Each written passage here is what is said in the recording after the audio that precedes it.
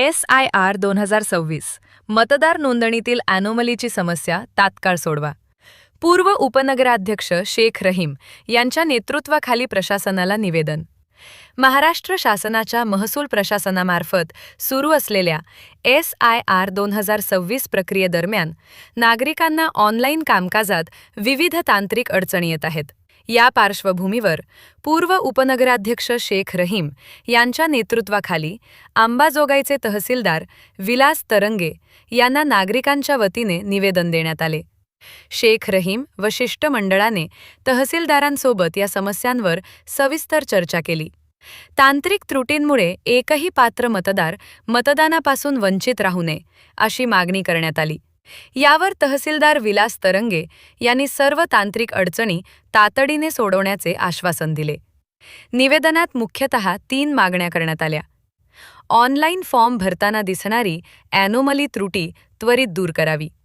मतदारांची नावे व मतदार ओळखपत्र क्रमांक यादीत अद्ययावत करावेत. आणि काही प्रभागातील प्रलंबित भाग निश्चितीकरण BLO यांच्या माध्यमातून प्राधान्याने पूर्ण करावे अशी मागणी करण्यात आली.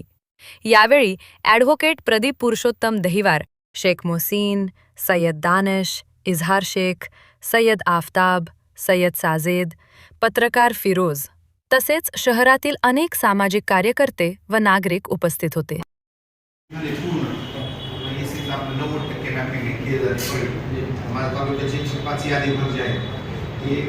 परळी मतदारसंघात आणि 145 BLO माझे तेच मतदारसंघात काम करतो. 68 BLO माझे फक्त शहरात काम करतो. शहरामध्ये नगरपालिका नगर परिषद ज्युरिडिक्शनमध्ये काम करतो. आता इथलं मॅपिंग थोडंसं पहिल्या टप्प्यामध्ये PSR मध्ये आपण जे काम केलं त्याच्यामध्ये प्रत्यक्ष BLO फील्डवरती गेले आणि त्यांनी माहिती बरोबर एका ॲपमध्ये अपलोड केली. त्याच्याच आधारे असे फॉर्म प्रत्येकाला जनरेट झाले. हे 2 फॉर्म आपण त्यांना देतोय. ज्याचं 2002 मध्ये नाव होतं त्याचं आपण इथं तपशील भरतोय. ज्याचं नव्हतं त्याचे आई वडिलाचं तपशील लिहितोय, त्या वोटरचं नाव खाली लिहितोय. आणि ज्याचं होतं त्याचा खाली तपशील लिहितोय. त्याचा आपला आधार क्रमांक काय आपल्याला बऱ्याच गोष्टी लागते. त्याच्या जन्मतारीख एक लागते, मोबाईल क्रमांक लागते आणि एक स्वाक्षरी लागते. व्हेरीफाय होतं. आणि अॅनोमली म्हणजे काय प्रकार आहे? 4-5 प्रकार आहेत. त्याच्यामध्ये नावामध्ये तांत्रिक चूक असते. विलासच्या ऐवजी ती शामृगाच्या ऐवजी समयीचा असेल किंवा पैसा असा असेल ना, किंवा वयात फरक असेल किंवा जेंडर चेंज असेल, मेबी पुरुषच्या ऐवजी स्त्री असेल, अशा 2-3 गोष्टी आहेत. तर त्या केवळ अॅनोमलीमध्ये तो पडलाय म्हणून त्याला आम्ही वगळणार नाही.